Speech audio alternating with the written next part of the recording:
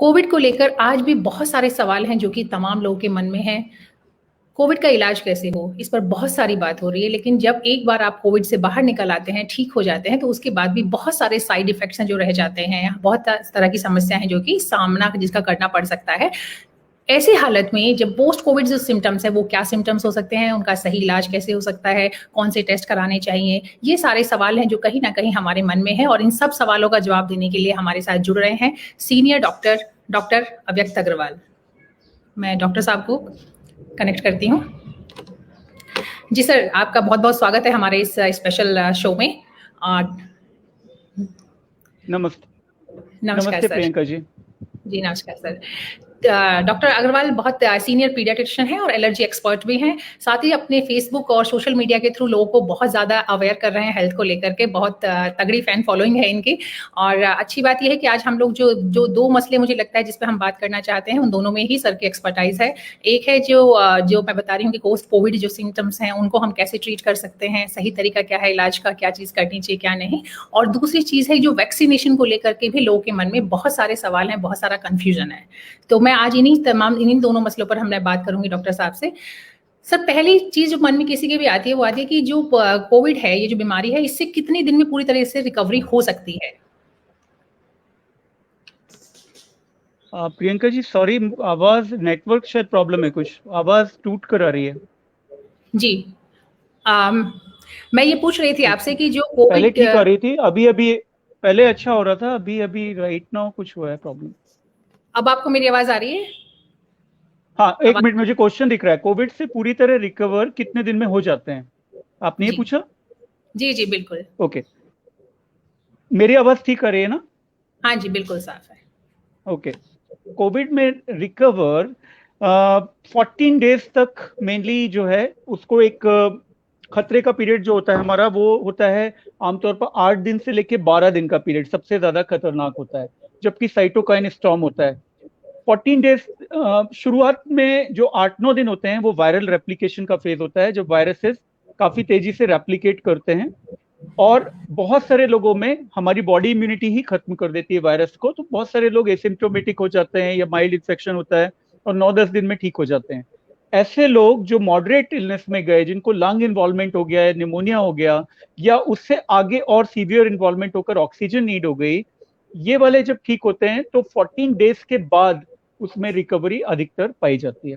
ठीक होने का पीरियड मतलब ज्यादातर 14 डेज है, लेकिन यदि कुछ कॉम्प्लिकेशन हो जाता है तो उस केस में एक आध हफ्ता और लग सकता है। 14 डेज के बाद भी कई बार 20-21 दिन तक लग जाते हैं ठीक होने में।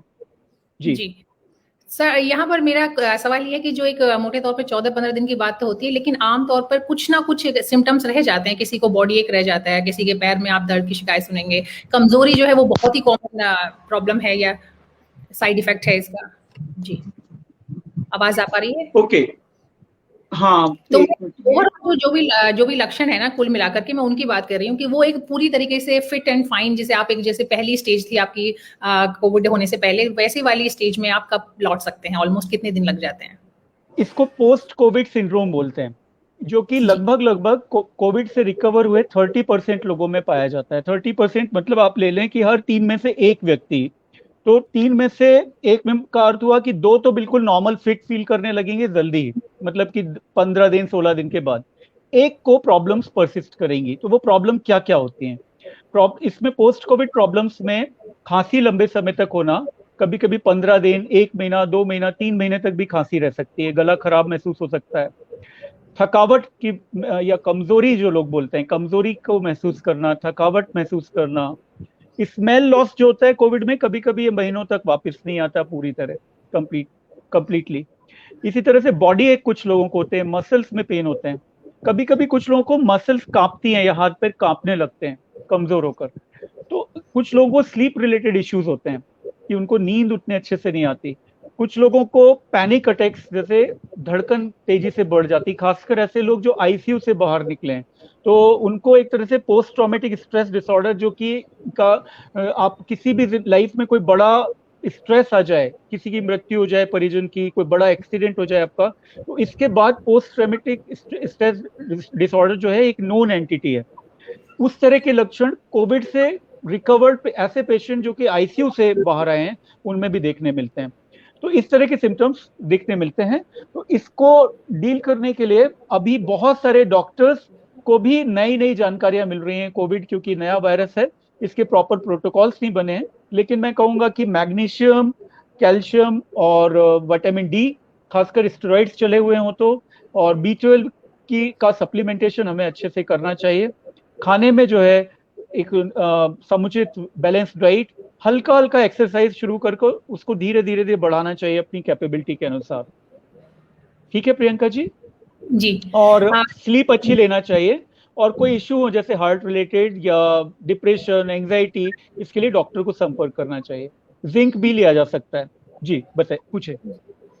तो सर ये तो नॉर्मल जैसे आपने बताया कि कुछ चीजें हैं, लेकिन अगर मान लीजिए प्रॉब्लम बढ़ जाती है तो कुछ ऐसे टेस्ट भी रिकमेंड किए जाते हैं, जैसे कि आप कोविड के दौरान तो बहुत सारे टेस्ट होते हैं जो करने होते हैं, क्या पोस्ट कोविड भी कुछ टेस्ट रिकमेंड किए जाते हैं जो करने चाहिए? पोस्ट कोविड यूजली बहुत सारे कोई टेस्ट की जरूरत नहीं है। क्लिनिकल जजमेंट ज्यादा इंपॉर्टेंट है डॉक्टर का, जो आपकी लक्षण है जो आप बताएंगे। लेकिन उन लक्षणों के आधार पर कभी कभी कुछ टेस्ट की जरूरत हो सकती है। फॉर एग्जाम्पल, किसी की धड़कन तेज बढ़ी हुई है तो उसको ईसीजी और इको करवा लेना चाहिए। एक बार देख लेना चाहिए कि कहीं कोविड वायरस, क्योंकि हार्ट पर भी दुष्प्रभाव डालता है, तो कहीं हार्ट रिदम में कोई दुष्प्रभाव तो नहीं आया है। तो इस तरह का जो डिसीजन है वो डॉक्टर को लेना चाहिए। आमतौर पर कंप्लीट रिकवरी के बाद, इनिशियल रिकवरी जो इनिशियल फेज होता है, उसके बाद बार बार टेस्ट की जरूरत नहीं होती। जी। फिर भी मैं सर आपसे ये जानना चाहूंगी, क्योंकि यहाँ पर बहुत सारे लोगों के ये सवाल, हमारे यहाँ पर बहुत सारे लोगों ने पूछा है कि जब आपकी बात होती है नेक्स्ट टाइम डॉक्टर साहब से, तो आप ये जरूर पूछें कि पोस्ट कोविड जो एक रिजीम होना चाहिए किसी के भी लाइफ का जो शेड्यूल है वो कैसा होना चाहिए, किस तरह की एक्सरसाइज या किस तरह की डाइट, क्या चीजें ऐड करें ताकि जो रिकवरी है वो थोड़ा जल्दी हो जाए। जी, पहले उस क्वेश्चन को जो इन्वेस्टिगेशन वाले में एक और ऐड कर दूं। ब्लड शुगर कुछ लोगों का बढ़ जाता है कोविड के बाद, और खासकर स्टेरॉइड्स चले हुए हो तो। कुछ लोगों को नया डायबिटीज भी होता है कोविड से रिकवरी के बाद। तो इन्वेस्टिगेशन में जैसे मैंने बताया, हार्ट का ईसीजी, यदि धड़कन वगैरह बढ़ी हुई हो तो ब्लड प्रेशर मॉनिटर कर लें और ब्लड शुगर देख लें रैंडमली एक दो बार। यदि वो नॉर्मल है तो कुछ करने की जरूरत नहीं है, यदि बढ़ा हुआ आता है तो फिर आगे इन्वेस्टिगेशन की जरूरत होगी।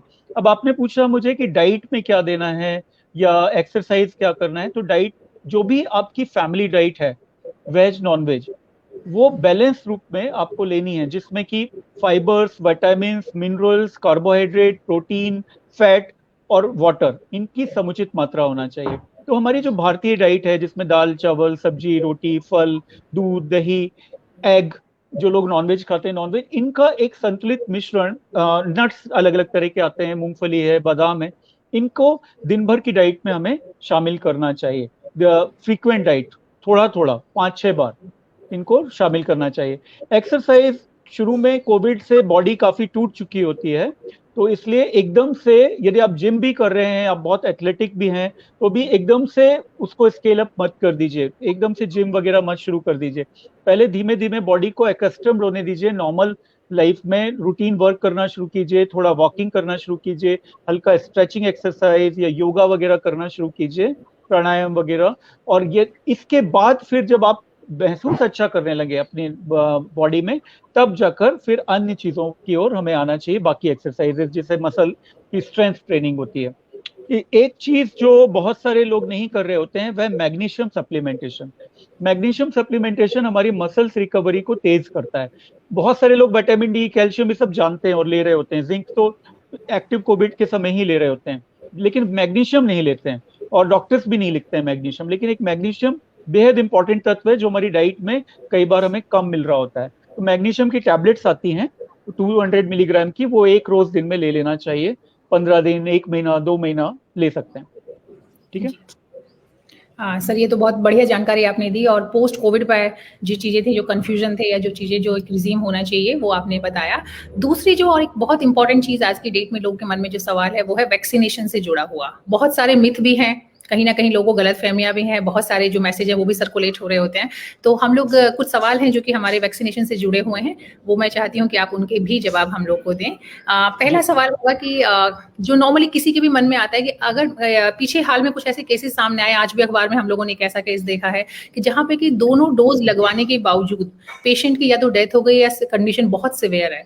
तो ये ऐसा किस वजह से हो रहा है? क्योंकि कहीं ना कहीं इससे जो लोगों के मन में एक फेथ है वैक्सीनेशन के लिए वो थोड़ा खत्म हो रहा है, तो इसकी क्या वजह हो सकती है? जी प्रियंका जी, बहुत अच्छा प्रश्न है, बहुत जेन्यून भी है और बहुत कॉमन भी है, बहुत लोगों के मन में ये आ रहा है और हमारे देश के लिए बहुत इंपॉर्टेंट प्रश्न है ये। पहले मैं ये बता दूं कि आप सबको कि जो वैक्सीन है वह बेहद ही महत्वपूर्ण है और बहुत सारी जान बचा रहा है। ये इस रूप में मैं बता सकता हूं कि मैं मेडिकल कॉलेज में वर्क करता हूं, मेरे अंडर में बहुत सारे मेडिकल स्टूडेंट्स हैं, स्टाफ है, नर्सेज हैं, और बहुत लोग इन्फेक्टेड हो चुके हैं हमारे साथी लोग, लेकिन कोई भी सीरियस नहीं हुआ है। ये मैंने अपनी आंखों से देखा है। ये अपार्ट फ्रॉम रिसर्च बता रहा हूँ, क्योंकि लोग रिसर्च ज्यादा समझते नहीं, प्रैक्टिकल जो एग्जांपल है उस रूप में बता रहा हूँ मैं, कि बहुत लोग हमारे यहाँ संक्रमित हुए, क्योंकि हमारा कोविड में बहुत बड़ा हॉस्पिटल है, मेडिकल कॉलेज हमारा, संभाग के सारे कोविड मरीज यहीं पर ट्रीट होते हैं, लेकिन कोई भी सीरियस नहीं हुआ है। ठीक है, तो वैक्सीन डेफिनेटली प्रोटेक्ट कर रहा है, लेकिन जैसा कि आपने बताया कि आपने अखबार में पढ़ा, कुछ केसेस में ब्रेक थ्रू इन्फेक्शन कहलाता है। ब्रेक थ्रू इन्फेक्शन के कई वजह हो सकते हैं, जहां पर 2 डोज के बावजूद भी इंसान को कोविड इतना हुआ कि गंभीर हो गया। उसके रीजंस, एक तो कोई अनयूजुअल स्ट्रेन जिसके अगेंस्ट ये अनलकी वो पर्सन रहा कि एक अनयूजुअल स्ट्रेन से इन्फेक्टेड हो गया जिसके अगेंस्ट ये वैक्सीन उतना वर्क नहीं कर रहा हो। एक पॉसिबिलिटी ये है। दूसरी पॉसिबिलिटी ये है कि दूसरा डोज तो लगा व्यक्ति को, लेकिन उसको कंप्लीट वैक्सीनेशन माना जाता है 2 डोज लगने के 14 डेज निकल चुके हों। ठीक है, आज दूसरा डोज मुझे लगा, उसके बाद 14 डेज मुझे निकल गए, तब मैं इम्यून माना जाऊंगा। लेकिन दूसरा डोज लगा है मुझे और 3-4 दिन ही लगे निकले हैं, तो हो सकता है कि मुझे कोविड हो जाए और रेयर सर्कमस्टेंसेस में गंभीर कोविड भी हो जाए। तो इस तरह की चीजों को देखना जरूरी है। एक और चीज कि पर्सन कहीं इम्यूनो कॉम्प्रोमाइज तो नहीं था, for example uncontrolled diabetes, cancer, HIV AIDS, renal diseases, इस तरह के जो केसेस में भी वैक्सीनेशन में जो इम्यून रिस्पॉन्स है वो कम प्रोड्यूस हुआ हो सकता है।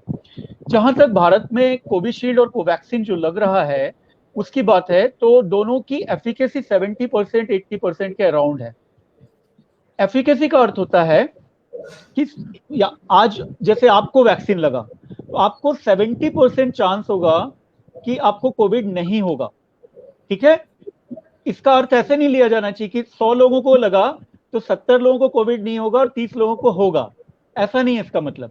इसका मतलब है कि आपको लगा तो आपको 70% चांस है कि कोविड होगा ही नहीं, लेकिन 30% चांस फिर भी है कि आपको कोविड हो सकता है, लेकिन वो कोविड माइल्ड होगा या एसिम्प्टोमेटिक होगा या अधिकतम मॉडरेट होगा, जहां भर्ती होने की जरूरत पड़ जाए, लेकिन सीवियर नहीं होगा, आप आईसीयू नहीं जाएंगे, आपकी डेथ नहीं होगी।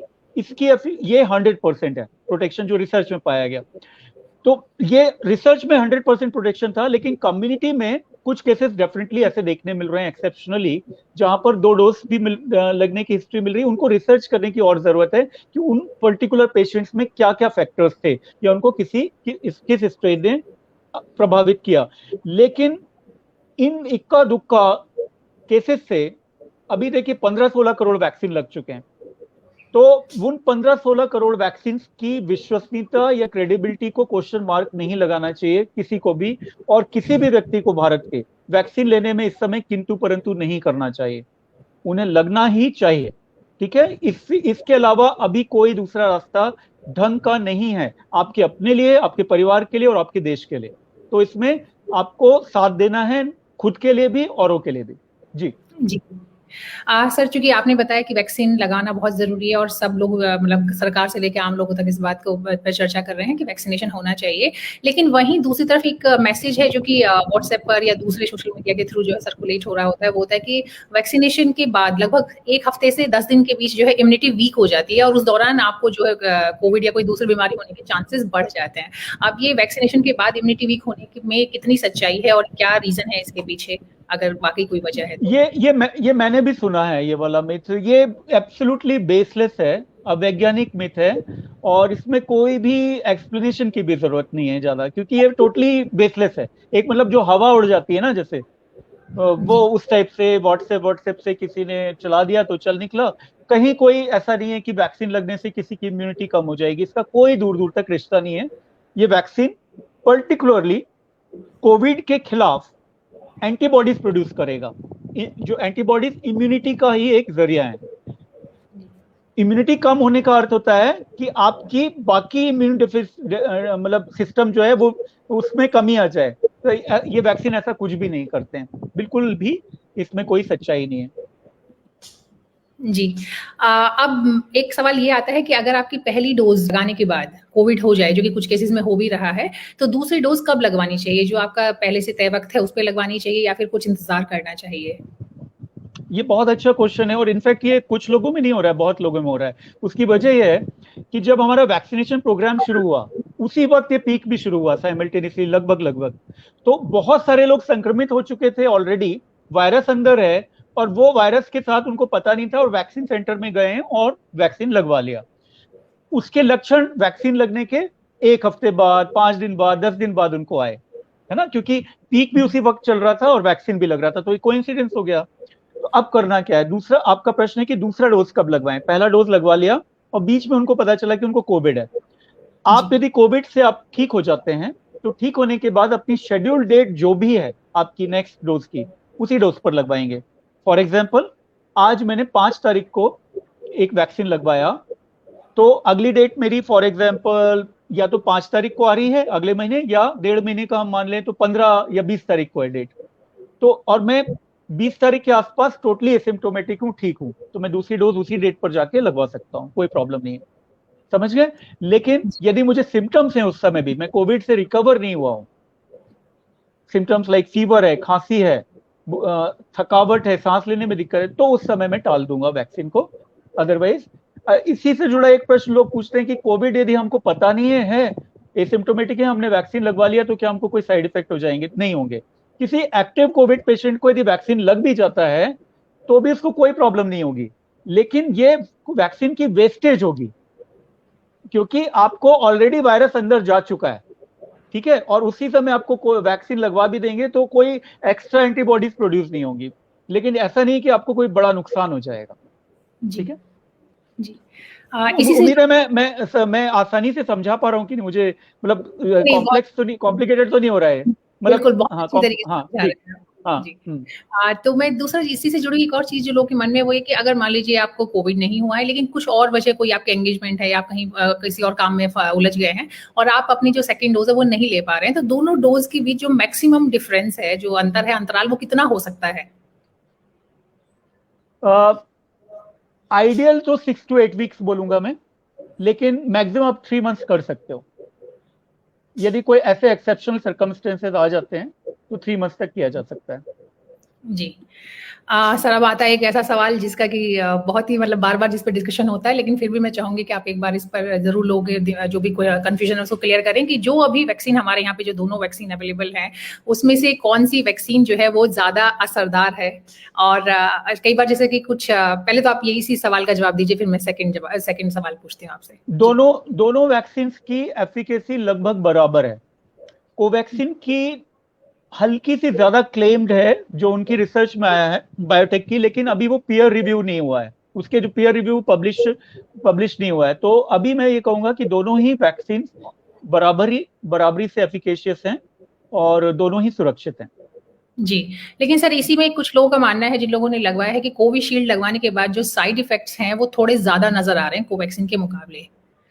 ऐसा है क्या? माइल्ड साइड इफेक्ट्स दोनों वैक्सीन में एक से हैं, जैसे कि बुखार हल्का होना, कभी कभी ठंड लगना, कभी कभी वहां पर दर्द होना वैक्सीन साइट पर, या बॉडी एक होना, ये सब दोनों ही वैक्सीन में होता है। लेकिन कोविशील्ड में यूके में कुछ मिलियंस ऑफ डोजेज, लगभग 13 मिलियन डोजेज उन्होंने लगाई, लगभग 1.5 करोड़ डोजेज। तो उनमें 7 पेशेंट्स की डेथ रिपोर्ट हुई सम क्लॉटिंग टाइप के कॉम्प्लिकेशन से। तो बहुत बहुत रेयर है, इतना रेयर है प्रोबेबिलिटी वाइज कि हमारे ऊपर बिजली गिर जाए, हम बारिश में निकले और हमारे ऊपर बिजली गिर जाए, जी, इतना जी। रेयर है। तो लेकिन पोटेंशियली कोविशील्ड में साइड इफेक्ट ये है। कोवैक्सीन में अभी तक कोई सीवियर साइड इफेक्ट नहीं दिखा है, लेकिन कोवैक्सीन जो है वो एक तो अभी कम लोगों को लगा है और उसका प्रॉपर अभी रिसर्च डेटा आना बाकी है। तो इसलिए मैं ये नहीं कहूंगा कि कोवैक्सीन ज्यादा सेफर है कोविशील्ड से। दोनों ही सेफ हैं फिलहाल के लिए। जी। अब चूंकि छोटे मोटे साइड इफेक्ट तो होते हैं जैसे कि आपने भी बताया, तो वो कौन कौन से साइड इफेक्ट हो सकते हैं वैक्सीन लगवाने के बाद, और उनसे निपटने का सही तरीका क्या है? हल्का फुल्का बुखार, दर्द होना, कभी कभी कुछ लोगों को हल्की सी गिडीनेस या चक्कर की फीलिंग होती है, कुछ लोग घबराते हैं इंजेक्शन से तो उससे थोड़ा सा धड़कन वड़कन बढ़ना, हेडेक होना, बॉडी एक होना, शिवरिंग होना, ये सब होता है। और गला खराब भी होता है कभी कभी कुछ लोगों का, और ये 2-3 दिन तक रहता है, मैक्सिमम 4 दिन तक। यदि 4 दिन के बाद सिम्टम्स परसिस्ट कर रहे हो तो इसको आप अनलाइकली है कि कोविड वैक्सीन रिलेटेड है, फिर कोविड टेस्ट करवाना चाहिए, कहीं कोविड तो नहीं हो गया, वैक्सीन जी की वजह से नहीं हुआ है जो। नहीं तो लोग सोचने लगते हैं कि वैक्सीन की वजह से हो गया, है ना। जी जी। वो पहले से आपके अंदर वायरस रहा होगा, इस बीच आपने वैक्सीन लगवा लिया, सिम्टम्स वायरस अंदर जाने के बाद 14 डेज के बाद तक सिम्टम्स आ सकते हैं आपको। 14 डेज तक आप बिना रियलाइज किए कि आपको कोविड अंदर है घूमते रह सकते हो। यूजुअली तो 3-4 दिन के अंदर आ जाता है, लेकिन आप बता रहे आमतौर पर आमतौर से 2 से 5 दिन, लेकिन मैक्सिमम 14 डेज तक आ सकते हैं। इसको इंक्यूबेशन पीरियड कहा जाता है किसी भी वायरस हैं। या बैक्टीरिया का। जी। जी, तो ये हल्का-फुल्का बुखार है, तो इसके लिए आप क्या कौन-सी दवाई जो है रिकमेंड करेंगे, या पेन किलर वगैरह भी ले सकते पैरासिटामोल, पैरासिटामोल आज सारे वैक्सीन सेंटर में इनफेक्ट पेशेंट्स को दी जाती है पैरासिटामोल। तो पैरासिटामोल हैं? ले लेंगे यदि आपको पेन हो रहा है तो। बहुत ऐसा ज्यादा नहीं है तो मत लीजिए, ज्यादा नहीं है सिर्फ हल्का फुल्का है, बेरेबल है तो कुछ भी दवा मत लीजिए, पैरासिटामोल भी मत लीजिए। लेकिन आपको लग रहा है कि थोड़ा है तो ले लीजिए। हाँ, कुछ लोग पूछते हैं क्या पहले से खा के जाऊं, तो उसकी जरूरत नहीं है। पहले से खा के मैं वैक्सीन लगवा लूं, उसकी जरूरत नहीं है। कई लोग पेन किलर भी लेते हैं, तो वो उस तरीके जी। से पेन किलर ठीक होगा? आई थिंक पैरासिटामोल लेना ही सबसे सेफ है। पैरासिटामोल खुद पेन किलर है। जी। पैरासिटामोल पेन किलर है ना, पेन किलर के रूप में लिया जा रहा है और सेफ भी है वो। उसके उसके अलावा किसी चीज की जरूरत नहीं। और कई बार सिकाई वगैरह लोग करने लगते हैं, जहाँ पे लगवाया है वैक्सीन वहाँ भी दर्द होता है उस जगह पे, तो उसके लिए भी आप कुछ सलाह देंगे? आइडियली नहीं करना चाहिए, वहां जितना आप टच करोगे आपका दर्द उतना बढ़ेगा। तो सिकाई बिना टच किए तो होगी नहीं, ठीक है, तो जी, उसको एज इट इज छोड़ देना बेहतर होता है। जी। ठीक है सर, अब एक और चीज़ है कि जो जिन लोगों को थोड़ी ज़्यादा सीवियर बीमारियाँ हैं, अब हार्ट से जुड़ी है, किडनी से या कुछ और है, तो वो जो भी कोमॉर्बिड लोग हम जिनको बोलते हैं, या फिर कोई किसी भी तरह की दिक्कत है, तो उन लोग को भी वैक्सीन लगवाते हुए किसी खास चीज़ का ध्यान रखना चाहिए। खास तौर पे ब्लड थिनर को लेकर के बड़ा लोगों के मन में जो है सवाल उठता है कि मैं ब्लड थिनर लेता हूँ तो मुझे वैक्सीनेशन के लिए जाना चाहिए कि नहीं जाना चाहिए? तो आप इस बारे में क्या राय देंगे? बहुत बहुत ही इंपॉर्टेंट प्रश्न है ये। देखिए, किसी भी क्रॉनिक इलनेस से यदि आप जूझ रहे हैं, जैसे कि liver disease, heart disease, blood pressure, diabetes, तो लोग ये पूछते हैं क्या मुझे वैक्सीन लगवाना चाहिए या मुझे साइड इफेक्ट ज्यादा हो जाएंगे। तो मैं ये कहूंगा, ये प्रश्न जब आप पूछ रहे हैं कि क्या लगवाना चाहिए वैक्सीन, तो एक्चुअली आपको ही लगवाना ज्यादा जरूरी है। सबसे पहले उन लोगों को लगना जरूरी है जिनको कोमॉर्बिडिटीज हैं, क्योंकि जब इनको कोविड होता है तो वो गंभीर कोविड होने के चांसेस ज्यादा होते हैं। वैक्सीन की वजह से ना तो आपके डायबिटीज पे कोई फर्क पड़ेगा, ना ब्लड प्रेशर पर पड़ेगा, ना ब्लड को जैसे ब्लड थिनर का आप जिक्र कर रहे हैं, कोई फर्क नहीं पड़ेगा ये सब पर। तो आप जो भी दवाएं लेते रह रहे हैं, जिस भी वजह से वो लेते रहिए प्रॉपरली। किसी ने मुझे पूछा, 2 लोग पूछ चुके हैं, मेरा ट्यूबरक्लोसिस का ट्रीटमेंट चल रहा है तो क्या मैं ले सकता हूँ वैक्सीन? बिल्कुल ले सकते हैं, कोई रिलेशन नहीं है दोनों का, ठीक है। जी, तो जरूर लेना चाहिए। और इस ग्रुप को और भी ज्यादा जरूरत है। आप देखें कि जब वैक्सीन शुरू हुआ था तो first beneficiaries doctors and sisters और पुलिस कर्मचारी वगैरह थे। उसके बाद सेकंड बेनिफिशरीज कौन थे? 60+ वाले, और थर्ड थे 45 विथ कोमॉर्बिडिटीज, है ना। तो गवर्नमेंट ने किसको पहले लगवाया? 45+ वाले, ऐसे लोग जिनको दूसरी बीमारियां भी हैं, उनको और जरूरत है लगाने की, ठीक है। जी।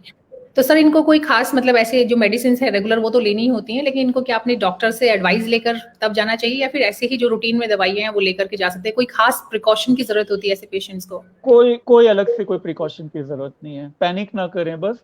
देखो, जो साइड इफेक्ट है ना इन वैक्सीन के सीवियर वाले, जैसे कि एनाफाइलेक्सिस, गंभीर एलर्जी हो जाना, या वो जो क्लॉटिंग वाला जो मैंने यूके में जो पाए गए केसेस, ये अनप्रिडिक्टेबल केस कॉम्प्लिकेशंस हैं। ये किसी भी यंग और विदाउट कोमॉर्बिडिटी वाले पेशेंट में भी हो सकते हैं। ये इसका ऐसा नहीं है कि प्रिडिक्टेबल है या कोई इंटरवेंशन हम कर लें तो उनको उस नहीं होगा वो साइड इफेक्ट, या किसी पर्टिकुलर ग्रुप को होता है कि कोई बीमारी वाले को होते हैं साइड इफेक्ट, ऐसा नहीं है। वैक्सीन के जो साइड इफेक्ट्स हैं वो अनप्रिडिक्टेबल हैं, और ये एक्चुअली बेहद बेहद बेहद रेयर है, एक्सट्रीमली रेयर। आप जब रोड पर जाते हो, गाड़ी चलाते हो, तो एक्सीडेंट की जो प्रोबेबिलिटी है आपकी, वो उससे कहीं कम वैक्सीन में साइड इफेक्ट की प्रोबेबिलिटी, कई गुना कम, हजारों गुना कम। जी आप जी। सिगरेट पीते हो और जो लंग कैंसर होने की जो प्रोबेबिलिटी है सिगरेट के बाद, उससे कहीं कहीं कहीं कम प्रोबेबिलिटी है वैक्सीन के सीवियर साइड इफेक्ट की। आपको कोविड हो जाता है तो क्लॉटिंग के प्रॉब्लम्स होने या ब्लीडिंग की प्रॉब्लम होने की प्रोबेबिलिटी, संभावना कहीं कहीं अधिक है वैक्सीन की वजह से क्लॉटिंग होने की संभावना के। तो उसको लेके व्यर्थ में परेशान ना हो, और ना ही कुछ करना है, आप जाएं सेंटर और लगवाएं। तो कुछ ऐसे लोग भी हैं क्या जिनको कि वैक्सीन नहीं लगवानी चाहिए, जो कि आपने जिक्र किया अभी, शायद कुछ एलर्जी से रिलेटेड कुछ ऐसे लोग हैं जो उनको कि नहीं लगवाना चाहिए, या फिर लगवाने से पहले कुछ खास चीजों का ध्यान रखना चाहिए? अभी वैक्सीन प्रेग्नेंट विमेन में रिकमेंडेड नहीं है।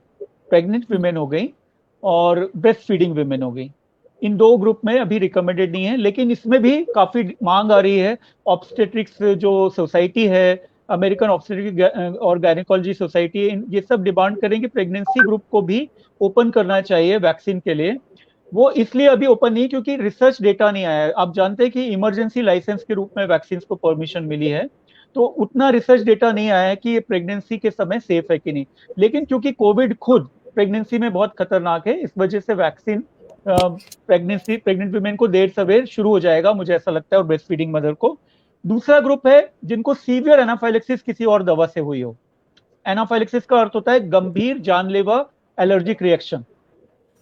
तो ऐसे पेशेंट्स में कोविशील्ड से ज्यादा बेटर मैं कोवैक्सीन मानूंगा, क्योंकि वो किल्ड वायरस वैक्सीन है। ठीक है, तो कोवैक्सीन के लिए वो प्रेफर कर सकते हैं। एक दूसरा, अपने डॉक्टर को सेंटर में बता देंगे वहां पर कि मुझे एनाफाइलेक्सिस की हिस्ट्री है, तो आपको, क्योंकि वहीं आधे घंटे बिठाया जाता है, तो यदि आपको कोई सिम्टम्स आएंगे तो उससे संबंधित दवा देकर आपको ठीक कर लिया जाएगा। लेकिन फिर भी उनको भी वैक्सीन लगना चाहिए। तो सर कई बार ऐसा होता है कि मान लीजिए, तो बताया कि प्रेग्नेंट लेडीज को अभी नहीं रिकमेंडेड है, या जो मदर्स फीड करती हैं, लेकिन अगर आपने वैक्सीन ली और वैक्सीन लेने के कुछ दिन के बाद, हफ्ते में या उस दौरान मतलब उस ड्यूरेशन में अगर कोई प्रेग्नेंट हो जाता है, तो क्या बच्चे पे कोई साइड इफेक्ट होने के चांसेस होंगे? इस पर कोई रिसर्च नहीं है फिलहाल, बट थ्योरेटिकली सोच देखूं मैं, जैसा वैक्सीन का मैकेनिज्म है, तो मुझे नहीं लगता कोई साइड इफेक्ट होंगे। ठीक है, जी बट अभी जो लोग न्यूली मैरिड हैं, मैं बोलूंगा कि कुछ दिन के लिए बेबी कंसीव करना अवॉइड कर सके तो वो बहुत बेहतर होगा, क्योंकि अभी पेंडेमिक बहुत ज्यादा है, और यदि वाइफ प्रेग्नेंट हो जाती हैं तो उस समय वैक्सीन नहीं लग पाएगा उनको राइट नाउ। तो पहली प्रेफरेंस इस बात को दें कि प्रोटेक्ट हो, बेबी कंसीव करना बाद में सोचें। जिनके जी। हाथ में अभी ऑप्शन है, जो लोग हो गए हैं उनको परेशान होने की जरूरत नहीं। हाँ, आज चूंकि सर हम लोगों ने वैक्सीनेशन पे भी बात कर ली और पोस्ट कोविड पे भी बहुत अच्छी जानकारी हमने हासिल की आपसे। अब चूंकि आप जो है बच्चों के एक्सपर्ट हैं, स्पेशलिस्ट हैं, तो मैं चाहती हूँ कुछ चीजें हम लोग बच्चों से जुड़े हुए सवाल जो भी मन में आ रहे हैं, खासतौर पर जो थर्ड वेव की बात हो रही है कि थर्ड वेव में बच्चों में इन्फेक्शन हो सकता है और तब बच्चों के लिए ये नुकसानदेह भी हो सकता है। तो बच्चों में जो कोरोना है वो कब खतरनाक या नुकसानदेह हो सकता है? बच्चों में आमतौर पर माइल्ड इन्फेक्शन देखने मिलते हैं। मैंने बहुत सारे बच्चे इस सीजन में देखे जो कि ऑनलाइन कंसल्टेशन से ही ठीक हो गए, घर पर बैठकर ही। और ज्यादा कुछ मैंने नहीं किया, वो खुद ठीक हुए। माइल्ड इन्फेक्शन या एसिम्टोमेटिक इन्फेक्शन उनको हुआ, उनके परिवार में बहुत लोगों को जिनको कोविड हुआ। कुछ बच्चे जरूर सिक होते हैं, तो सिक ना हो उसके लिए डॉक्टर को और परिजनों को कुछ लक्षणों पर नजर रखनी चाहिए। जैसे कि बुखार ज्यादा दिन तक तेज आ रहा हो, तो समय पर कुछ ब्लड रिपोर्ट्स हैं, उससे अंदाजा लगाया जा सकता है कि बच्चा आगे सिक तो नहीं हो जाएगा, या उसको कोई और दवा तो नहीं देनी है, या भर्ती तो नहीं करना है। एक इंपॉर्टेंट पॉइंटर मैं बताना चाहूंगा पेरेंट्स को, वह यह है कि बुखार उतरने पर यदि बच्चा खेलता कूदता और एक्टिव है तो बिल्कुल सेफ है आप। भले बुखार बार बार आ जाता हो, लेकिन यदि बुखार उतरने पर वो एक्टिव है तो इसका मतलब है कि कोई गंभीर प्रॉब्लम नहीं है राइट नाउ। ठीक है, तो इस लक्षण को ध्यान में रखा कीजिए। बहुत आसान भी है पहचानना। बच्चा खेलता कूदता दिख रहा है, आपने पैरास्टामोल दी थी, बुखार उतर गया, खेल रहा है, तो मतलब आप काफी हद तक आश्वस्त हो सकते हैं कि कोई सीरियस बात नहीं है राइट नाउ। ठीक है, अब बात करते हैं थर्ड वेव की। आप पूछना चाहते हैं थर्ड वेव का के बारे में? जी।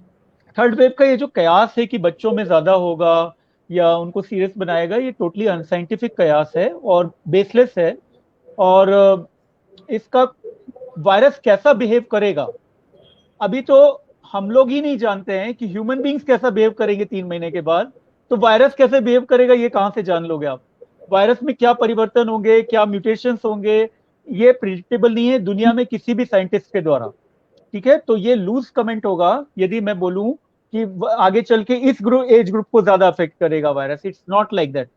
हाँ, ये कयास अराइज होने का, ये एजम्पशन अराइज होने का कारण ये था लोगों में कि इस बार की वेव ने यंग लोगों को मारा, ज्यादा यंग लोगों को सीरियस किया 25 से 40 के ग्रुप में, जबकि पिछली वेव ने 60+ वालों को ज्यादा सीरियस किया था। लेकिन लोग ये भूल गए कि इस बार 60+ वैक्सीनेटेड हो चुका था 1 या 2 डोज से। तो अनुपात में आपको वृद्ध लोग कम बीमार इस वजह से दिखे या सीरियस होते कम दिखे हैं। मैंने ऐसे बहुत सारे घर देखे मेरे अपने रिलेटिव्स में भी कि जहां पर मेरे जो कजिन्स हैं मेरी एज ग्रुप या मेरे से थोड़े छोटे, वो ज्यादा बीमार हुए क्योंकि वो 45 से लेस थे, उनको वैक्सीन नहीं लगा था, बनस्पत उनके माता पिता के, जो कि मेरे फॉर एग्जांपल मेरे रिलेटिव हैं। एक एग्जांपल के लिए बोल देता हूँ, जैसे चाचा ताऊ जी लाइक दैट होते ना, तो वो कम बीमार पड़े क्योंकि उनको वैक्सीन कम डोज लग गया था। तो वैक्सीन ने इसकी जो नेचुरल हिस्ट्री है वायरस की और जो उसके प्रभावों पर असर डाला है। इस वजह से अब लोग बोल सकते हैं कि 18+ को लग रहा है वैक्सीन तो बच्चे ज्यादा प्रभावित होंगे। बच्चे ऑलरेडी बहुत सारे संक्रमित हो रहे हैं इसी फेज में, लोगों को पता नहीं है कि बहुत सारे संक्रमित हो रहे हैं, बस इतना है। लेकिन बहुत सारे ऑलरेडी संक्रमित हो रहे हैं, तो मुझे ऐसा नहीं लगता है कि थर्ड फेज में बच्चों पे कुछ एक्स्ट्रा अटैक करेगा, मुझे बेसलेस लगता है। जी जी। सर ये बात तो सच है कि बच्चों पे ज़्यादा असर नहीं होता है, लेकिन कई बच्चों में कावासाकी डिज़ीज़ या फिर मल्टी ऑर्गन फेलियर जैसी चीज़ें भी आ जाती हैं। तो ऐसा रीज़न मतलब उसके पीछे क्या वजह होती है? कहाँ पर चूक हो जाती है ट्रीटमेंट में या फिर पेरेंट्स की तरफ से, क्या वजह बनती है? ये जो अपने कावासाकी सिंड्रोम जैसा जो प्रॉब्लम होती है, इसको multi systemic inflammatory syndrome of children बोलते हैं, MSIC, MS। ठीक है, तो ये जो होता है ये एक्टिव कोविड में नहीं होता। मतलब आज बच्चे ने कोविड वायरस से संक्रमित है तो अभी नहीं होगा उसको, वो पूरा ठीक हो चुका होगा इसके बाद 1 से 2 महीने के बाद होगा। और सब ये रेयर है, मतलब कोविड से यदि 1000 बच्चे संक्रमित होंगे तो हो सकता है कि 3-4 में ऐसा हो। ठीक है, बाकी में नहीं होगा, और ये 1 या 2 महीने बाद होगा। तो ये किसी तरह की चूक नहीं है इसमें किसी से भी, ना पेरेंट्स से ना इलाज में। ये एक एक्सीडेंटल इवेंट है जो कि रैंडमली होता है। ठीक है, इसमें कोई भी ऐसा फैक्टर नहीं है कि हम कोई ये दवा दे देते तो नहीं होता या वो ऐसा कर देते तो नहीं होता। जिस बच्चे को होना है उसको होगा। बस डॉक्टर का ये काम है कि अर्ली पहचान ले उसको। मैंने जैसे लगभग लगभग 6-7 बच्चे इसके देखे हैं पूरे सीजन में। तो ये क्योंकि इतना रेयर टाइप का प्रेजेंटेशन होता है कि डॉक्टर्स की आईज से मिस आउट हो जाता है और वो उसको टाइफाइड या ये वो मान के ट्रीट कर रहे होते हैं। इसमें IV methyl prednisolone, IV immunoglobulin का रोल होता है। तो एडमिट करके इसको ट्रीट किया जाता है, आराम से ट्रीट हो जाते हैं बच्चे। जो मैंने 6 बच्चे देखे वो सारे के सारे ठीक हो गए एडमिट करके, लेकिन उनको ठीक करना पड़ा, सारे ठीक हो गए। काफी गंभीर आए थे तब भी ठीक हो गए। तो MS, ये जो multi system inflammatory syndrome of children है, ये एक्टिव कोविड वायरस की वजह से नहीं है, ये ऑटो इम्यून फिनोमिना है। मतलब बॉडी का अपना जो इम्यून रिस्पॉन्स है वो एबनॉर्मली बिहेव करता है बच्चे के, जिसकी वजह से ये होता है। तो ये डायरेक्टली मतलब कोविड से रिलेटेड नहीं है, क्योंकि कई बार मैंने कुछ चीज़ें पढ़ी हैं, ऑफ कोर्स आप एक्सपर्ट हैं, आप बेटर बता पाएंगे। तो ये उससे रिलेटेड नहीं है, फिर ऐसा क्यों माना जाता है कि ये ना रिलेटिव कोविड से ही है। जी। कोविड इन्फेक्शन की वजह से 1-2 महीने के बाद ऑटो इम्यून रिस्पॉन्स आता है। कोविड इन्फेक्शन को मारने के लिए जो एंटीबॉडीज बनी ब्लड में, उसको मारने की प्रक्रिया हुई पूरी, कोविड से बच्चा ठीक हो गया। लेकिन वो एंटीबॉडीज एक तरह से आम भाषा में समझाऊं पागल हो जाती हैं और जी। खुद ही के ऑर्गन को डैमेज करने लगती हैं। आप इसको ऐसे लें कि हमने किसी दुश्मन को मारने के लिए, दुश्मन से खुद को बचाने के लिए हमने किसी हथियारबंद कुछ लोगों को हायर किया अपने घर की सुरक्षा के लिए। उन दुश्मनों को उन्होंने मार दिया, हरा दिया। लेकिन इनकी आदत है लड़ना, इन हथियारबंद लोगों की। अब इनको कोई नहीं मिल रहा तो अपना ही घर मिल रहा है। गॉट इट, इस तरह की। तो आए तो उसी वजह से हैं, बाहर के दुश्मन की वजह से, ठीक है। जो कोविड की वजह से ये पूरा फिनोमिना शुरू हुआ है, जिसको MSI, multi system inflammatory syndrome of children बोलते हैं, या कावासाकी डिसीज जैसा प्रेजेंटेशन होता है इसका। वायरस ने ही प्रिसिपिटेट किया इसको, तो ऐसा नहीं कि कोविड की वजह से नहीं हुआ, लेकिन कोविड वायरस अभी राइट नाउ नहीं है बॉडी में, ये मैं ये कह रहा हूँ। तो समझ इसके पाए? वजह के जैसे लक्षण अगर हम लोग बता पाएं, जैसे आपने बताया ना कि कई बार मिस आउट हो जाता है, बहुत रेयर है, तो कुछ चीजें अगर पता चल पाए तो शायद हो सकता है कि थोड़ा सा अलर्ट हो जाएं पेरेंट्स। सबसे जरूरी है बुखार का लंबे समय आना, 5 दिन से ज्यादा तक बुखार आना बच्चे को, ठीक है। हिस्ट्री होना, किसी पेरेंट घर में किसी को कोविड होने की महीना 2 महीना पहले, कई बार लोगों को पता नहीं होता कि बच्चे को होके ठीक हो गया है, तो किसी और को हुआ था क्या आसपास, ये पूछ लीजिए। देखिए कि बुखार 5-6 दिन से ज्यादा आ रहा है क्या। टंग जो है लाल हो जाती है स्ट्रॉबेरी की तरह, लिप्स काफी रेड दिखते हैं जैसे कि लिपस्टिक लगा दी हो, लिम्फ नोड्स बढ़ जाते हैं छोटे छोटे, कभी कभी रैशेज आ जाते हैं बॉडी में, दाने आ जाते हैं, कभी कभी हाथ पैर में दर्द काफी होता है, बच्चा चिड़चिड़ाता ज्यादा है, इस तरह के लक्षण होते हैं। तो ये लक्षण आम आदमी नहीं पहचान पाएगा, कई बार डॉक्टर्स भी नहीं पहचान पाते हैं, क्योंकि एक साथ नहीं होते हैं। ऐसा नहीं होता है कि एक ही साथ में आपको बुखार भी मिल गया, लिपस्टिक जैसे रेड लिप्स भी मिल गए, आपको स्ट्रॉबेरी जैसी टंग भी मिल गई, रैशेज, ये साइमल्टेनियसली होता है कई बार, एक के बाद एक के बाद एक, कुछ कुछ दिन के अंतराल से। इस वजह से डॉक्टर से मिस आउट हो जाता है, तो उसमें पूछना पड़ता है क्वेश्चंस पेरेंट्स से कि क्या ऐसा हुआ था, क्या ऐसा हुआ था। आंखों में लालिमा आती है, कंजंक्टिवाइटिस जैसी, ये सारे लक्षण होते हैं। लेकिन मेन पॉइंटर है 5 दिन से ज्यादा बुखार आ रहा हो तो किसी एक्सपीरियंस पीडियाट्रिशियन से मिले। जी। सर मैंने ये भी देखा है कुछ बच्चों में, इनफैक्ट जैसे कि अपने आसपास ही देखा है कि बच्चों को कोविड हुआ और कोई जो फीवर और बाकी चीज़ों के बाद नॉर्मल 15 दिन के बाद नॉर्मल हो गए, लेकिन एलर्जी जो बच्चे के बॉडी में कहीं रही होगी, माइन्यूट एलर्जी, वो एकदम से मतलब एग्रीवेट हो जाती है। और चाहे वो फिर आइज में जो आप रेडनेस की बात कर रहे हैं वो हो, चाहे बॉडी पे रैशेज हों, तो उस तरह की चीज़ें हैं। तो ऐसे केसेस भी कई बार सामने आ रहे हैं। तो आई थिंक इसमें भी फिर मुझे लगता है कि आप कुछ इसमें रिकमेंड करेंगे या फिर डॉक्टर से ही सलाह लें जाकर के पेरेंट्स। पोस्ट वायरल एलर्जीज जो होती हैं ये बहुत कॉमन है, और बाकी वायरसेस में भी होती हैं। कोई भी वायरस जैसे चिकन पॉक्स, मीजल्स, डेंगू, इनमें भी होती हैं पोस्ट वायरल एलर्जीज। मतलब वायरसेस क्योंकि प्रोटीन होते हैं, उनमें प्रोटीन होता है ना, तो प्रोटीन के खिलाफ हमें हमारे बॉडी में एलर्जिक रिएक्शंस आ सकती हैं, फॉरेन प्रोटीन के खिलाफ किसी भी तरह के। तो वो एलर्जिक रिएक्शंस है, उनमें ज्यादा कुछ नहीं, एंटी एलर्जिक से ट्रीट हो जाएंगी वो। कुछ समय तक देना होगा, 10 दिन 15 दिन, कभी कभी 1-2 महीना, ठीक हो जाते हैं वो। जी। सर एक बहुत बेसिक सा लेकिन बहुत इंपॉर्टेंट सवाल है कि बच्चों को फिर इस बीमारी से कैसे बचा सकते हैं? क्या प्रिकॉशंस, क्या चीजें ध्यान रखनी चाहिए पेरेंट्स को ताकि बच्चों को इससे बचा सकें? जी जी, बच्चों को बचाने के लिए सबसे जरूरी है खुद बचें। 99% केसेस में बच्चे जो बीमार हो रहे हैं वो पेरेंट्स के या दादा दादी, नाना नानी की वजह से हो रहे हैं, जिन लोगों ने लापरवाही की, मास्क ढंग से नहीं पहना, यहाँ वहाँ पार्टियां की, कहीं शादियों में जा रहे हैं, कहीं पूजा पाठ कर रहे हैं, कहीं कथा रख रहे हैं, कहीं मार्केट जा रहे हैं बिना मास्क के, आपने देखा होगा, ये सब बहुत कॉमन है। उस कोरोना को लाइटली लेना, और फिर उसके बाद बच्चे संक्रमित होते हैं। यदि आप घर में लाने ही नहीं देंगे कोरोना को तो नहीं होगा। और बच्चे क्योंकि आजकल स्कूल भी नहीं जा रहे हैं, तो मोस्टली बच्चे नहीं लेकर आ रहे हैं इन्फेक्शन को, बड़े लेकर आ रहे हैं जो बच्चों को लग रहा है। पहला तो ये कि बड़े खुद बचें इससे। दूसरा, बच्चे बड़े वैक्सीन लगवाएं जिससे कि वायरस सर्कुलेशन ब्रेक हो। तीसरा, बच्चे यदि बाहर ले जा रहे हैं बच्चों को तो मास्क लगा कर ले जाएं। बहुत छोटा बच्चा मास्क नहीं लगाता है, जितना हो सके बाहर ले जाना अवॉइड करें। किसी भी बंद हॉल में, भीड़ वाली जगह में तो बिल्कुल भी ना ले जाएं। अभी बच्चों को दूसरे बच्चों से खेलने ना दें, के साथ नहीं खेल सकता है वो अपने आंगन में, बाहर प्रांगण में, गार्डन में, लेकिन अकेले, या अपने भाई बहन के साथ, या आपके साथ। नए व्यक्ति से उसको एक्सपोज ना कराएं आप। सर ये और कुछ एक प्रश्न और है, इसी में एक चीज जोड़ दूं। यदि माँ कोविड पॉजिटिव है और बच्चा बहुत छोटा है तो ब्रेस्ट फीडिंग कराते रहे, लेकिन मास्क पहनकर, यदि बहुत छोटा बच्चा तो। जी बोलिए। सर हम लोग वापस आएंगे जो कुछ और चीजें आपसे पूछने के लिए, लेकिन मैं इससे पहले कुछ लोगों ने सवाल पूछे हैं। ये साकिब खान है जो कि पूछ रहे हैं कि कोविड के बाद होने वाली कमजोरी का क्या कारण है, इसे कैसे दूर करें? हालांकि आपने विस्तार से बताया है, लेकिन फिर भी आप एक बार फिर से अगर कुछ बता पाएं कि कमजोरी की क्या वजह और कैसे। Shakib ji, covid multi system organ damage करता है धीमा धीमा, लंग पर दुष्प्रभाव, ब्रेन पर, हार्ट पर, मांसपेशियों पर, और हमारे तंत्रिका तंत्र पर। तो कम, और बॉडी हमारी इससे लड़कर जब जीतती है तो ऑब्वियसली एग्जॉस्ट हो चुकी होती है, इस वजह से कमजोर होती है। तो कमजोरी तो इस वजह से आएगी। वेट लॉस भी होता है।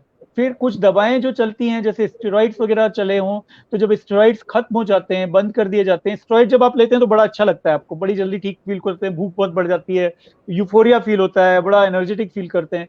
लेकिन जब स्टेरॉइड्स को बंद किया जाता है तो आप फिर डाउन टू वो चले जाते हैं, नीचे की ओर, ठीक है।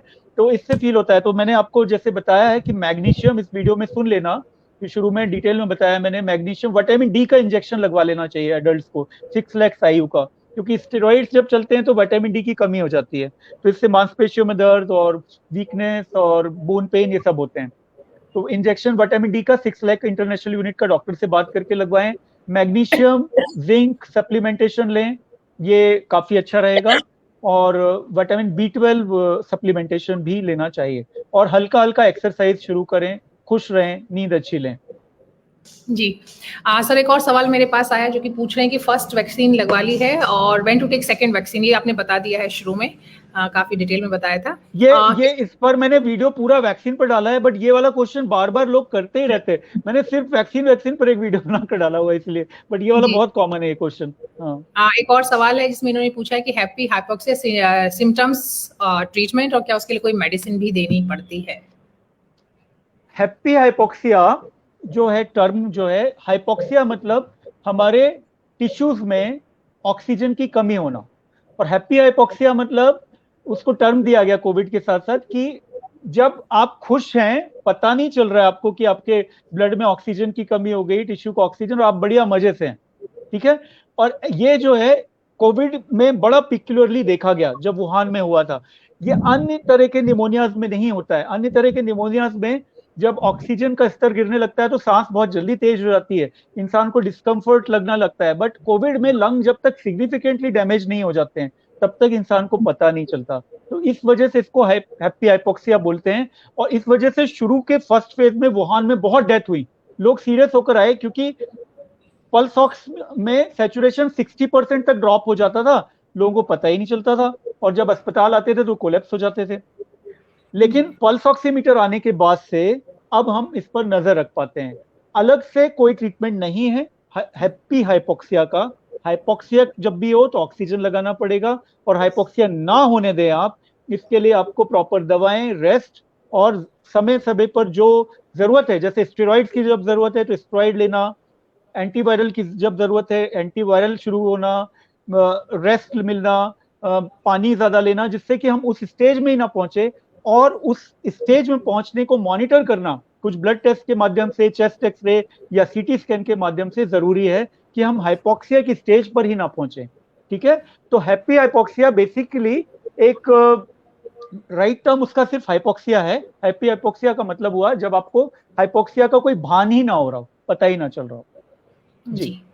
सर हम लोगों ने पोस्ट कोविड पे बात की, वैक्सीनेशन पे बात की, बच्चों पर बात की, लेकिन एक और चीज, एक और सवाल है जो जिसको लेकर कंफ्यूजन लोगों के मन में जरूर है, वो है कि आप कोविड के दौरान जो है कौन सा टेस्ट जो है वो जरूरी है? ये आप सी रिएक्टिव प्रोटीन कराना चाहिए, या डी डाइमर कराना चाहिए, या फिर सीटी स्कैन कराना चाहिए? तो कौन सा टेस्ट है जो जरूरी है और वो कब कराना चाहिए? देखिए प्रियंका जी, हर किसी को टेस्ट की जरूरत नहीं है। जैसे कि मैं फिर से बता दूं, कोविड में लगभग लगभग 85 to 90% and may be more लोग खुद ब खुद ठीक हो जाएंगे। आप कुछ भी कर लें, आपको मैं फूंक मार के कोई चीज पकड़ा दूं, उससे भी 90% चांस है आप ठीक हो जाएंगे। आपको मैं कोई ताबीज पहना दूं तो आप 90% चांस से ठीक हो जाएंगे। आप डॉक्टर अव्यक्त अव्यक्त अव्यक्त 10 बार जपने लगे तो भी मैं बोल रहा हूं कि आप 90% चांस है कि ठीक हो जाएंगे। तो बहुत सारे लोगों को किसी भी इन्वेस्टिगेशन की जरूरत नहीं है, लेकिन डॉक्टर का काम और हमारे पूरे सिस्टम का काम उन बचे 10% को बचाना है। क्योंकि आप भारत की जनसंख्या में यदि 90% लोग कोविड के अपने आप भी ठीक होते हैं तो 10% कितना होता है, हिसाब लगाइए। 15 करोड़ लोग करीब करीब हॉस्पिटलाइज हो जाएंगे, नहीं उनमें से एक सिग्निफिकेंट प्रोपोर्शन डेथ होगी। तो इस वजह से जब लोग इस तरह के दावे करते हैं कि हम इससे ठीक हो गए, उससे ठीक हो गए, कोविड कुछ नहीं है, कोविड कुछ नहीं, ये बहुत बड़ा भ्रामक प्रचार है। क्योंकि वो लोग एक तरह के सेल्फिशली देख रहे होते हैं चीजों को, बाकी के 10% के बारे में नहीं सोच रहे होते हैं जो गंभीर होने वाले हैं। 90% तो ठीक हो जाएंगे। तो हर डॉक्टर को उन 10% को कवर करके चलना है। तो वो 10% को आप गंभीर होने वाले 10% में आएंगे या ठीक होने वाले 90% में रहेंगे, ये जानने के लिए कुछ जांचों की जरूरत होती है। समझ गए? तो ये तय करने के लिए, तो अब ये कैसे तय होगा कि किसको जांच की जरूरत है किसको नहीं? यदि आपको माइल्ड है, बिल्कुल सिम्टम्स, हल्का सा बुखार है, 1-2 दिन का आप ठीक हो गए, चंगे हैं, घूम रहे हैं, डांस कर रहे हैं, घर पर मजे कर रहे हैं, कुछ नहीं करना। आपको अंदर से फील नहीं हो रहा कुछ बीमार जैसा, नहीं करना है कोई, ना कोई जांच की जरूरत, ना कोई दवा की जरूरत एक्चुअली में। लेकिन यदि आपको फीवर बना हुआ है, आपको वीकनेस की फीलिंग हो रही है, खांसी बहुत ज्यादा है, एग्जॉस्शन है, खासकर 3-4 दिन के बाद भी कोविड के, तब आपको डेफिनेटली ब्लड टेस्ट की जरूरत होगी, जिसमें CBC, CRP, D dimer, serum ferritin, ये सब जो होते हैं इनकी जरूरत है। यदि फाइनेंशियली आप वीकर हैं तो इनको कट डाउन किया जा सकता है। इंटरल्यूकिन 6 तक ये पूरा पैनल है, जो ये महंगा भी पड़ जाता है काफी। तो आप डॉक्टर, मैं सबसे पहले बोलूंगा हर कोविड पेशेंट को एक फैमिली डॉक्टर या अपने चॉइस के किसी डॉक्टर या ऑनलाइन ऐप या गवर्नमेंट हेल्पलाइन से जुड़े रहना चाहिए। मन से मत करें, इसमें टाइमलाइन का बहुत महत्व है। तो आप एक जुड़े रहिए, सलाह लेते रहिए कि कब मुझे क्या करना है। ठीक है, एसिम्टोमेटिक भी है तब भी आप जुड़े रहिए अपने 10-15 दिन तक एक डॉक्टर से। क्लियर?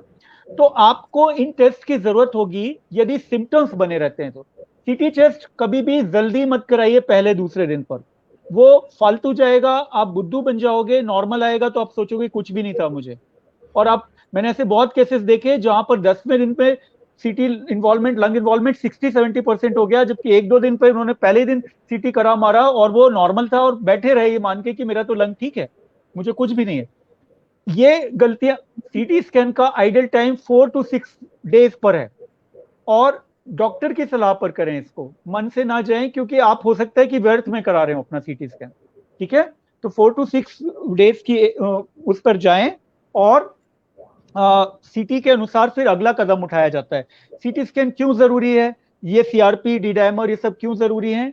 कुछ नई दवाओं को ऐड करने के लिए। फॉर एग्जांपल सीआरपी बढ़ा हुआ है, डी डायमर बढ़ा हुआ है, तो आपको एंटीकोगुलेंट शुरू करने की जरूरत पड़ सकती है, ब्लड थिनर जिनको बोलते हैं कॉमन लैंग्वेज में, या स्टेरॉइड्स शुरू करने की जरूरत हो सकती है। ये भी बहुत लोग गलती करते हैं कि पहले दिन से स्टेरॉइड शुरू कर देते हैं।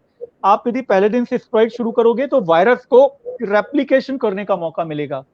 शुरू के 5-6 दिन, 7 दिन वायरस अपनी संख्या को बढ़ाते हैं और हमारी बॉडी उनके खिलाफ लड़ती है, और 8वें-9वें दिन के आसपास जाके हमारी बॉडी उनसे जीतने लगती है।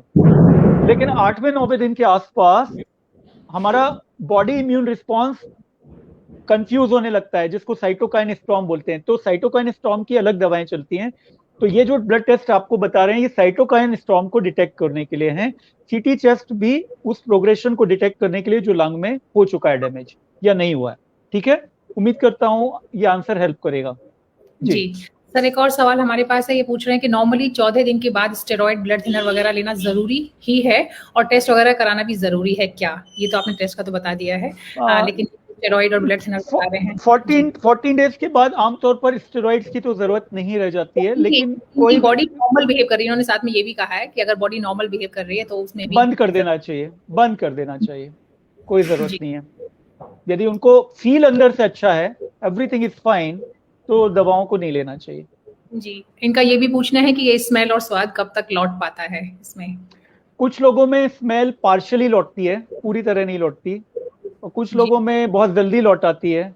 और टाइम का ऐसा है कि कुछ लोगों में 3-4 दिन में लौट आएगी, कुछ लोगों को हफ्तों लगेंगे, कुछ लोगों को महीनों लगेंगे, और ऐसे भी केस रिपोर्टेड हैं जहां पर स्मेल नहीं लौटी है, 8-9 महीने हो गए, 10 महीने हो गए ऐसे।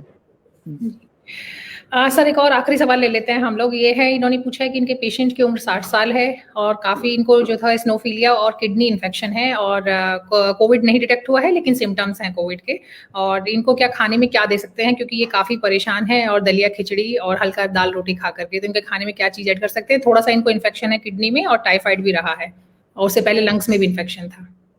देखिए, कोविड की जहां तक बात है, तो कोविड की वजह से किसी भी खान पान में बदलाव की जरूरत नहीं है आपको। क्यों आप सिर्फ दलिया दलिया दे रहे हैं उनको? आप सब कुछ खिलाइए जो उनका मन करे। हाँ, किडनी में दिक्कत, जैसे कि सीरम क्रेटिनिन यदि बढ़ा हुआ है, तो किडनी के जो आपके डॉक्टर्स ने सलाह दी होगी बदलाव में डाइट की, या डायबिटीज है किसी को तो डायबिटीज के अनुसार जो डाइट में बदलाव होता है वो करना पड़ेगा। लेकिन कोविड की वजह से डाइट में बदलाव की कोई आवश्यकता नहीं है। कोविड होने पर आपको जो खाना है खा सकते हो आप, वॉट एवर साफ सुथरा होना चाहिए, दैट्स इट। जी जी। सर ये तो बहुत ही अच्छी जानकारी जो है वो आज आपने दी हमारे व्यूअर्स को। थैंक यू सो मच हमारे साथ जुड़ने के लिए, इतना सारा वक्त देने के लिए, शुक्रिया। Thank you very much, thank you. बहुत अच्छे क्वेश्चन थे प्रियंका जी, मुझे भी बहुत अच्छा लगा। Thank you thank so you. Much.